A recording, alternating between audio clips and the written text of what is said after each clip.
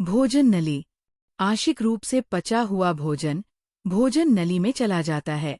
भोजन नली की दीवार भोजन को आगे की ओर या नीचे पेट की ओर धकेलती है। कोई भी भोजन जो हमारे शरीर द्वारा स्वीकार नहीं किया जाता है, उसे मुंह के माध्यम से वापस धकेल दिया जाता है और इसे उल्टी के रूप में जाना जाता है। आमाशय।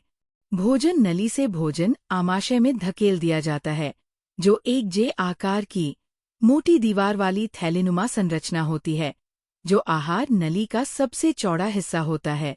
आमाशय की भीतरी दीवार श्लेष्मा स्रावित करती है, जो पेट की भीतरी परत की रक्षा करती है।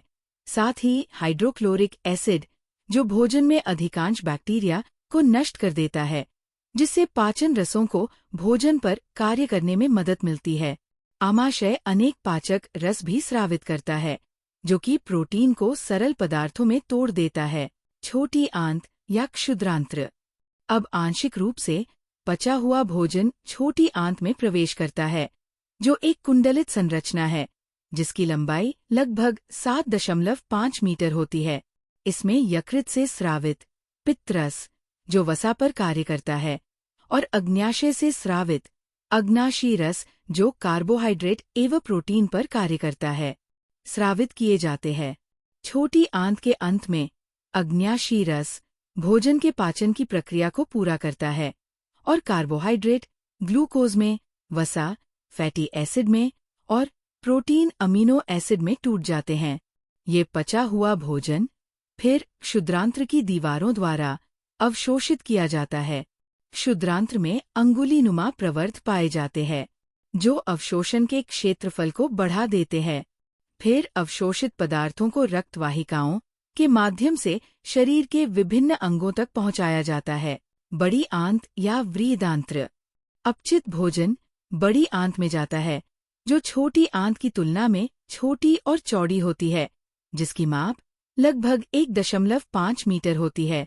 पानी और लवण यहाँ अवशोषित होते हैं और शेष ठोस अपशिष्ट पदार्थ मल के रूप में गुदा से बाहर निकलने के लिए मलाशय में पहुंच जाते हैं। घास खाने वाले जानवरों में पाचन।